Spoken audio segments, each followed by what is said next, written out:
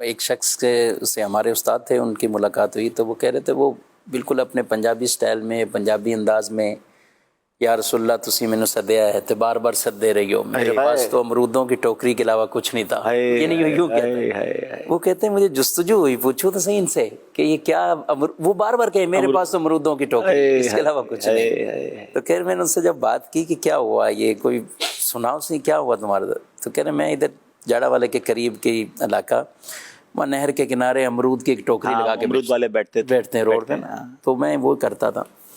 تو ایک دن کوئی آیا مجھ سے امرود وغیرہ پوچھے، اور جو ہے نا میں نے ان کو امرود دیے.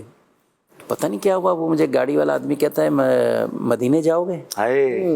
تو میں نے کہا ہمارے پاس کیا ہے یا میں کیسے ہوں، کچھ کوئی بھی اپنا جواب دیا.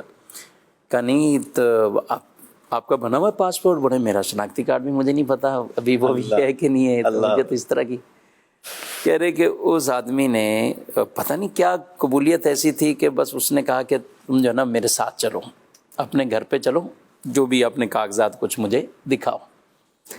اب وہ ان کو لے کے باقاعدہ وہ فیصل آباد شہر میں بھی آئے، ان کی جو ڈاکومنٹس کم تھے وہ بنوائے سارے، اور سارے کام ارجنٹ کر کے بھیج دیا مجھے. کیا بات ہے، کیا بات ہے ان سے. اور پھر انہوں نے ایک بات پوچھی کہ مجھے زندگی کا کوئی دن ایسا یاد نہیں ہے کہ میں نے اپنے امرود دھوئے ہوں اور ہر امرود پہ درود نہ پڑھو. اللہ، یہ راز تھا، یہ کہانی ہے. کہتے ہیں کہ میں جب صبح لگاتا ہوں نا تو لوگ تو تسمیاں پکڑتے ہی ہیں یہ وہ نا، تو میری ایک عادت تھی کہ اتنے درود ہی پڑھے جائیں گے، تو میں امرود دھوتا تھا صبح اور درود پڑھ کے درود قبول ہو گئے امرودوں والے.